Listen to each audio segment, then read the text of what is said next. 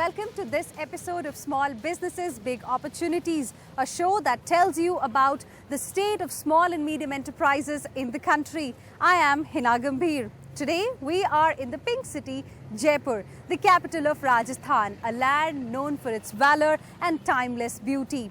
Since ages, the art and cultural mosaic of this state has led to a situation that today in Rajasthan, out of the total industries that it has, 90% of them fall into the MSME category, and they employ over 18.7 lakh people. True to its history and tradition, this state is home to industries like gems and jewelry, tourism and textile, cement, agro-processing and many more.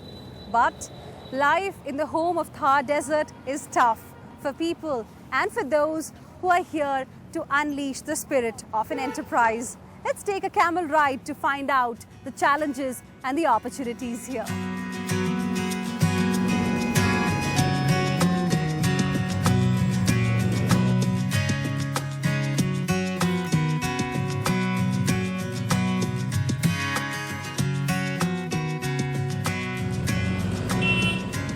The government recently conducted a survey on industries and skills in 676 districts of India. The survey confirms that the gems and jewelry business thrives in Rajasthan, and there is a large community of skilled workers to support this industry in the region.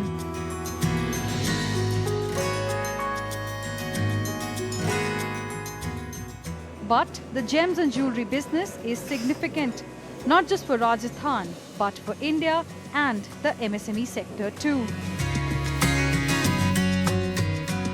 A review of the MSME segment shows that the most vibrant sectors are the automotive sector and the pharmaceutical sector. But the government is keen to promote chemicals, textiles, food processing and leather goods. Interestingly, a traditional sector like gems and jewelry retains the spotlight with a 6 to 7% GDP contribution. Government of India has identified about 25 sectors which are thirst sectors. So they can always look at what kind of ancillarization they need, what kind of how they can support those sectors. Those are the key areas and thrust areas of the government and for India, and so there would be obviously opportunities coming out of that. The golden triangle in India's gems and jewelry trade is Surat, Mumbai, Jaipur, and we chose Jaipur in our quest to understand the opportunities and the constraints for the MSME sector. Jaipur's Gems and Jewelry Connect can be traced back to almost 250 years. The Pink City really used to be a hub of cutting and polishing gems. Then it took up serious manufacturing around 80s, and then from then it took about a decade for the Pink City to really take up organized manufacturing of gems and jewelry. And today, almost after 25 years, there are still challenges which remain for this industry. A decade ago, gems and jewelry accounted for 17% of India's exports. But in the last few years, the share has shrunk to 14% of the country's total exports due to a mix of global and local factors. Indian exports have been falling continuously since last 11 months, and ever since this government has come to power, since last 18 months, they have been announcing a slew of schemes to actually help the small and medium enterprises in the country. We are here right now at the manufacturing facility of Amrapali in Jaipur, the first organization in Rajasthan which actually started the export of silver jewelry from the country. Let's now find out how wide that gap really is between the policies that are announced in the center and the target here in Rajasthan.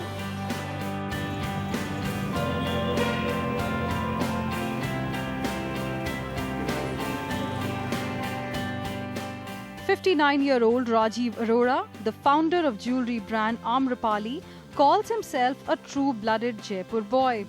He was born here and his family has lived in the Pink City for generations.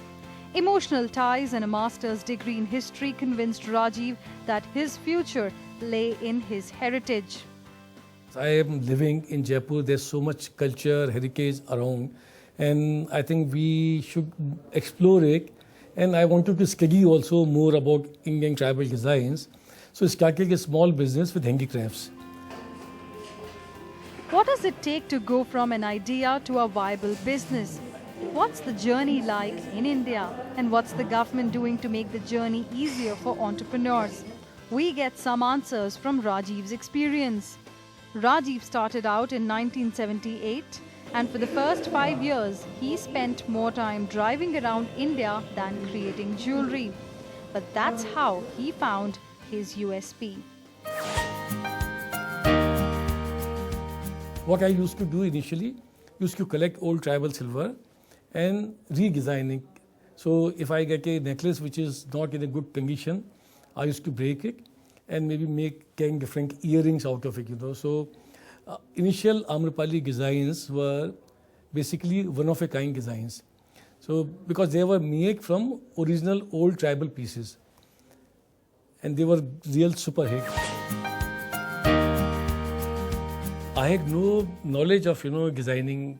I had no formal education of designing. I just started with my instinct and started making jewelry. I used to make earrings with my own hand, taking those pieces, egging a piece of coral or something with a silver wire, make a beautiful earring, which I still do with my designing capability, but there was no formal training.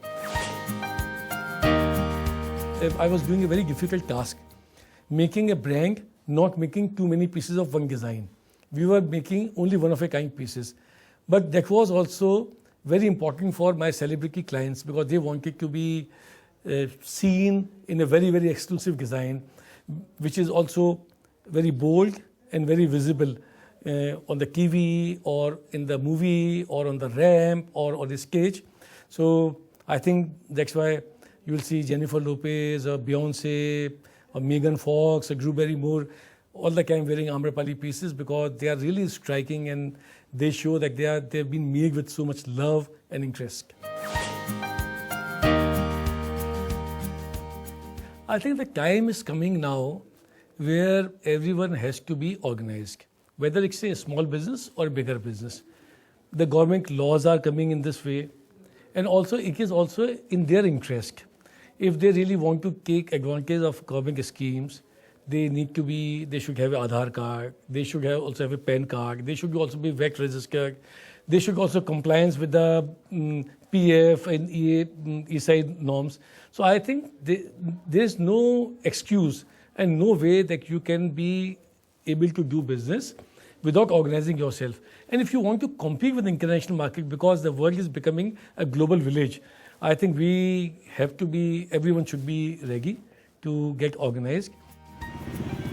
Business is good. Amrapali is growing as well. But Rajiv Arora is worried. He feels that the MSME sector in India is undervalued. Many states, including Rajasthan, want to woo big businesses, and sometimes at the cost of small units.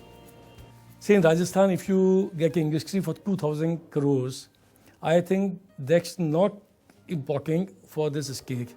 What we need, 1,000 industries with 2 crore each investment. So there will be 2,000 cottage industries. They can also provide a lot of employment, or also the artisans and the skills which we have in rural areas, in villages, in small towns, they can also be developed. So I think there should be a complete overall in the government thinking and making policies if they want to make in India really happen.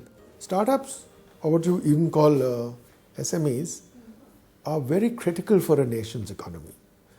In the US, they made a study, Kaufman Foundation did, that from 1977 till today, except for 7 years, in every one of those years, all net new jobs in the US were created by companies less than 3 years old, startups.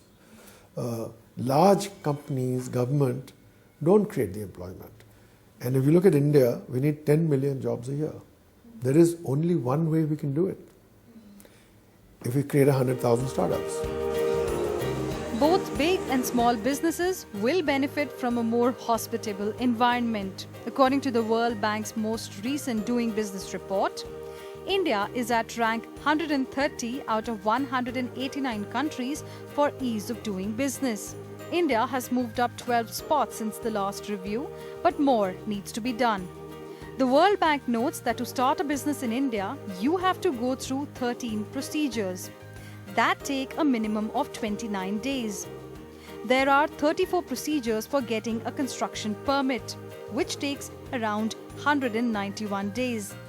There are 5 procedures to get an electricity connection, which take at least 90 days.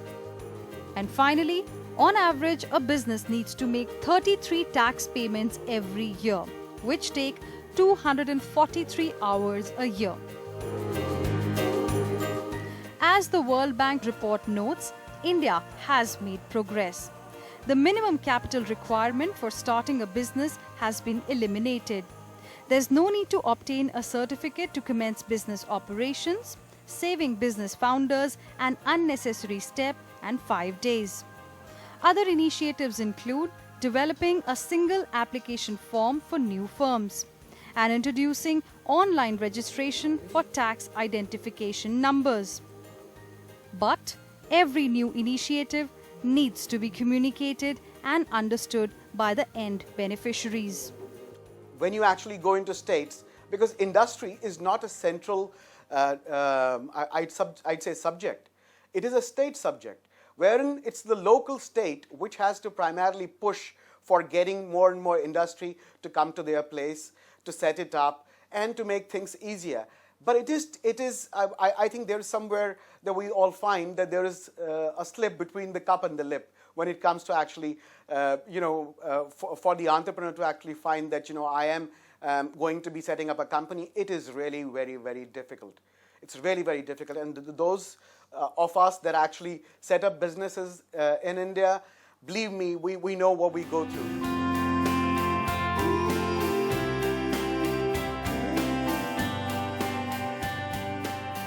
Small and medium enterprises are considered as the backbone for Make in India. On one hand, there is a lot of emphasis on improving India's ranking as far as ease of doing business is concerned. After the break, we will find out how easy has it become for small and medium entrepreneurs to start up and do a business in India.